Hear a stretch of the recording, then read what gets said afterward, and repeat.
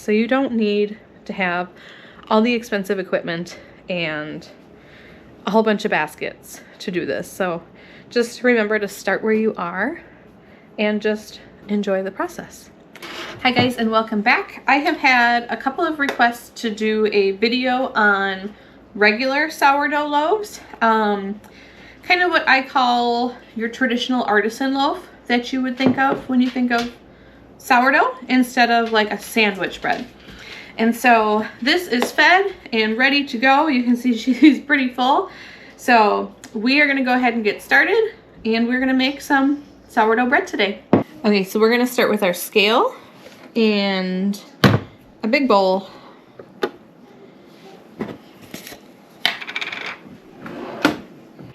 Goodness, there we go.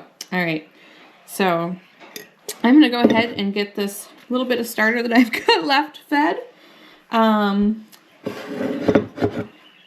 It isn't much, but it's just enough. So I'm gonna go ahead and get this fed, and I can show you guys how I do that, and then we'll continue on with our loaves. So I just added water. I used to measure, now I kind of just dump and go. And I use a warm water. It's just out of my tap. If you have chlorinated water, like city water, you might want to use, or maybe you should use, I don't know what the right word is there, some filtered water or distilled water. I'm just kind of scraping this down. Sorry about the noise. I don't use any special tools. I just use a fork. It's worked for us this far, so. And I just get that good and kind of mixed, and then I'm going to go ahead and add our flour. All right. And if you guys have been around before, you know I buy my flour in bulk. I store them in buckets with the gamma lids. And these are just food grade plastic buckets.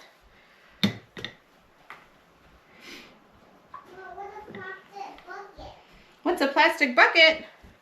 A great big plastic bucket that we store our flour in.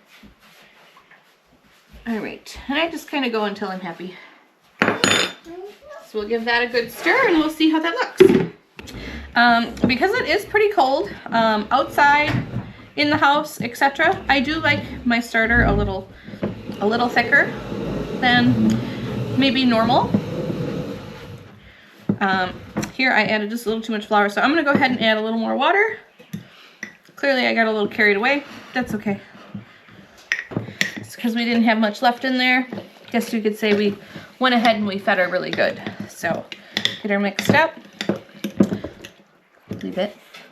What's it? Thank you. Get her mixed up. Now she's a little thinner than I wanted, but you know what? She's got plenty of flour in there. It doesn't have plenty of flour in it. So we're gonna go ahead and call that good. Oh, and here you can kind of see the consistency that I am looking for. So I'm gonna put my lid on this, put it back in its nice warm place, and we're gonna continue on with our loaves. Goodness. All right, so we're gonna add in our water, and you would think I would be prepared and have done all my math before, but I didn't. So let's just make sure that I can do math.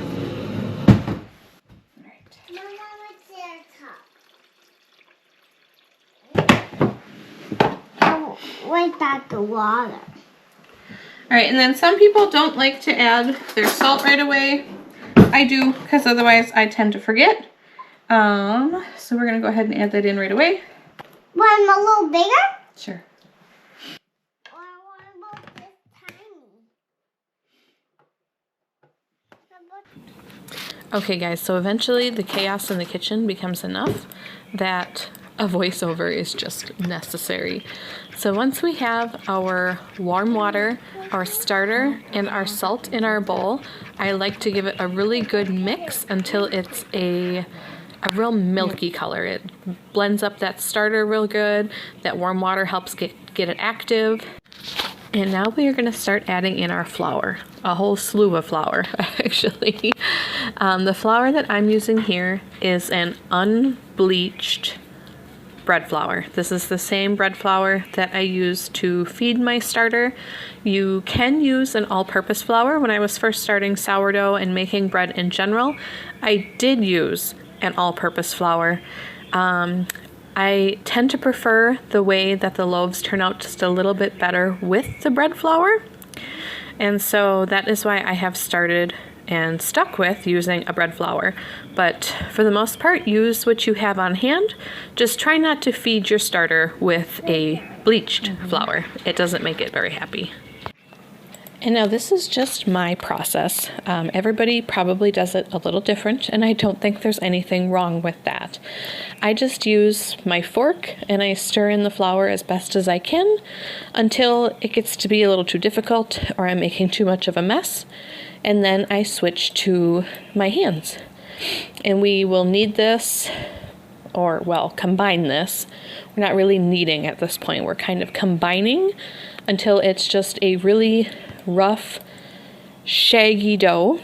And then we will let this sit for about an hour or until we remember it's there.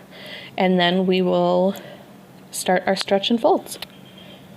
And because this will be resting for about an hour, this is a really good time to just take the time to clean up all the flour that you may have spilled if you're anything like me when you mix. And then we are going to cover this with a damp towel to keep the bread from drying out. And this will also keep any debris, dust, etc. out of your dough while it rests. What are you doing? Stretching. And then after about an hour, you will do your first set of stretch and folds. So we are going to do 4 sets of stretch and folds. Each time we stretch and fold it, we are going to stretch and fold the dough over itself. I do it about 6 times. I know other people say they do it 4. This is just my process. Again, I don't really feel like there is a right or a wrong way to do sourdough.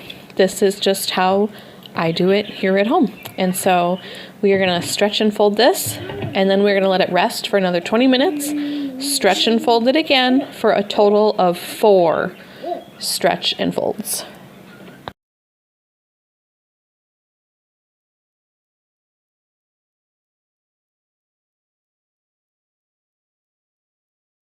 And here we are getting into stretch and fold number 3. And you may notice that the dough is starting to look a little different. It's starting to look a little smoother. It's not quite as sticky.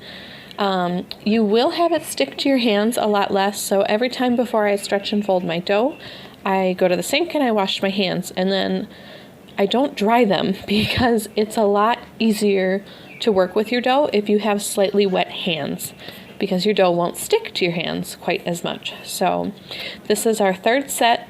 Our dough is starting to look a little different, feel a little different.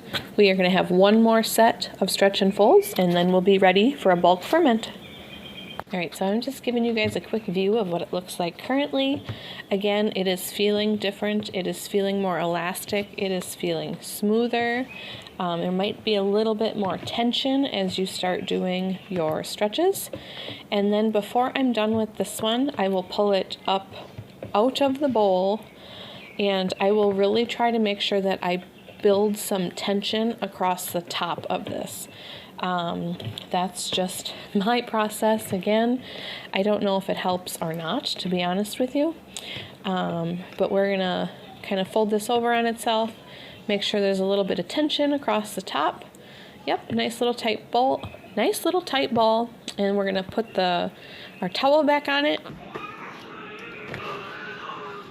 And now we're just gonna cover this, because this is our 4th time doing a stretch and fold. So we're gonna cover this and leave this to ferment on the counter until I just kind of watch until it's good and risen, and it's pretty cold in the house right now, so it's probably going to be a good long time. It's about 4 o'clock, so I would probably not expect to be rolling this until 10 or 11 tonight, so we'll see. Again, it is really cold outside, so it's a little cooler in the house. So if it doesn't look ready, then we might even leave it till tomorrow morning. So we'll see. And for the next process, we did not touch this until the next morning. It just wasn't ready. And had I not had an appointment, to be honest with you guys, I probably would have left it go a little longer. But we're gonna dust our counter with flour so that nothing sticks. And we're just gonna double check, give it a little jiggle test. You can see I've got my baskets ready with liners in them. I'm going to bring out my scale and just use that real quick to get my loaves about the same size. And then we're going to dump this dough out onto the counter. I always love how a well-proofed dough just kind of slides out of the bowl. It's always super fun.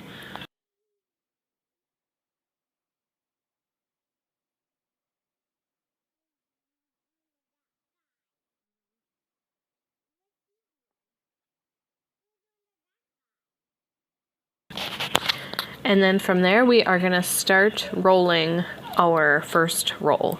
I was actually almost not gonna include this for you guys, just because I have been having some carpal tunnel issues, and something that I used to really enjoy, which was the rolling portion of the bread making process, has become a little difficult as my hands have become a little numb. And so I was having a little issue with this. I was getting a little frustrated, but decided just to leave it included in the video because, again, as Dave has pointed out in other videos, that's just part of real life. And this is just part of our real life right now. And I have to remind myself that this is just a stage. But I feel like they didn't come out quite as nice as they could have, and I feel like that has to do with the carpal tunnel issues I've been facing. But that's a different story for a different day, and we're going to get these rolled up and put into their baskets. And then what I typically do is I will let them sit for a couple minutes, and then I will try to stitch them, I guess is the word, across the bottom, and that just helps keep the tension. And then we're going to tuck them in real tight with their towel covers so that they don't touch. I put my dough, when I set it into my refrigerator, I set it in a plastic bag. And I don't want any of that plastic bag to be touching my bread. And so I tuck them in real tight with my flour, with my towel liners. And so you guys will see the stitching process here in just a second. And we are, again, going to tuck them in, and we'll put them in their plastic bag, and we'll get them in the fridge. And then from here, the last part of this stage of sourdough making is just general cleanup. So we're going to clean up our giant flour mess. I feel like I always have flour everywhere in the kitchen, all the time. And from there, we are just going to let that dough continue to rise in the fridge, and it will continue to ferment, and we will pull it out when we're ready to bake. I think that's part of the really great thing about sourdough too, is you can kind of get it to fit your schedule. So while this wasn't quite ready, I did roll it and get it in the fridge so that it could continue doing its thing while I have other things on the schedule. And then I can pull it out of the fridge and get it baking again when I'm ready to. I will typically allow it to sit in the refrigerator overnight if I can, but that's what I really love about sourdough, is it's on its own time frame, and it's yours, and it's flexible.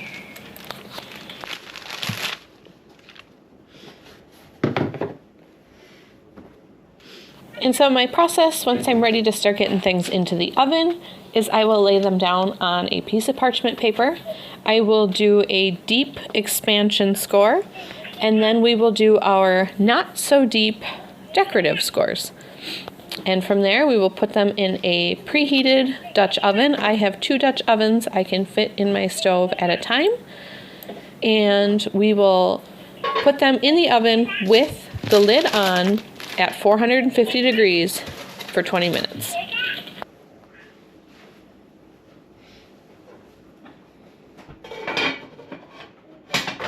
And one thing I have started doing, which I have appreciated doing, is around 7 or 8 minutes, I will pull my Dutch ovens out. I will rescore my expansion score, and then I will put the lid back in and stick it back in until my 20 minutes is up. And it has made a big difference in how my loaves have been expanding. And so while the rescoring of your expansion score is not totally necessary, it is just something I wanted to throw out there that I have been doing. So once our 20 minutes has been up at 450 degrees, we will drop that temperature down to 425, take our lids off, and put those Dutch ovens back in the oven for another 20 minutes. So I also did want to note that these loaves were a little smaller than I am used to making. Usually when I weigh out my dough, they're about 900 to 920 grams. These were only 880. I think that is because it was so cold in our house. We filmed part of this while we had that really cold snap. And so it was really cold in our house. For a while here, it was about 58 in our house. So I kind of stuck with my traditional timeline, and that is not for that cool of weather. So these are a little bit smaller. We're gonna roll with it. I said to Dave, I said, they're not perfect. What do I do? Like, are these people going to be expecting perfect loaves of bread? And you know what? I like what he said when he said, show them real life, show them real bread, show them that sometimes the house is cold, and that when the house is cold, maybe our loaves are a little smaller. So we're gonna show you the occasional imperfect loaf of bread, and that's just fine. So just wanted to throw that out there, that your temperature of your house will affect your end result, and it's not going to be perfect every time, and that's okay.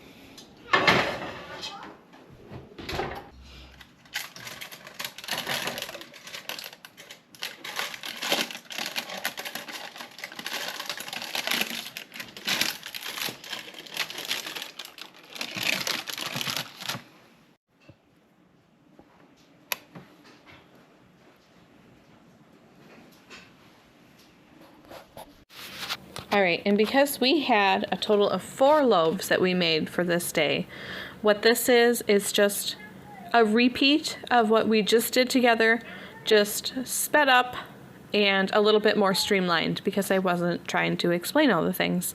So with these two, we're gonna do the exact same thing. We're gonna unwrap them, we're gonna dump them out onto our parchment paper, make our expansion score, add the decorative score if you'd like to, plop them into our Dutch ovens, and they'll go into the oven at 450 degrees for 20 minutes.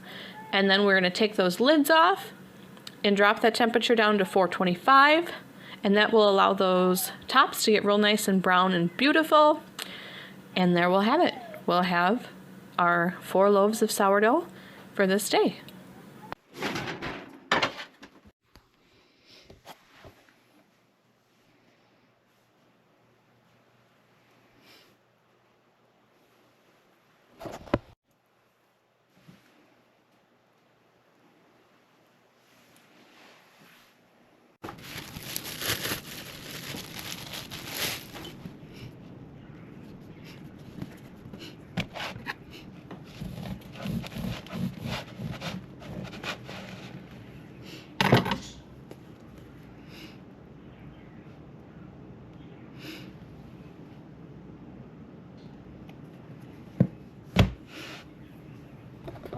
Alright guys, so I hope that was an easy enough video to follow. That sourdough does not have to be intimidating. It doesn't have to be super complicated. We have made sourdough here even without the special Banton baskets. You can line a bowl even just with like a tea towel so that it doesn't stick. And you can ferment your dough in that too. So you don't need to have all the expensive equipment and a whole bunch of baskets to do this. So just remember to start where you are and just enjoy the process. So thanks for coming along with us, guys. I feel like we just got done doing some shopping, so I kind of feel like my kitchen is now in a complete disarray, but this is real life, and that's just how it goes. Kitchens get messy, especially when we are in them cleaning, right? So thanks so much for coming along with us, guys, as we did our sourdough bread. I think maybe one of our next videos will be sourdough bread with some inclusions, like a jalapeno cheddar, which is our second favorite flavor. But thanks so much for coming along with us, and we hope to see you next time.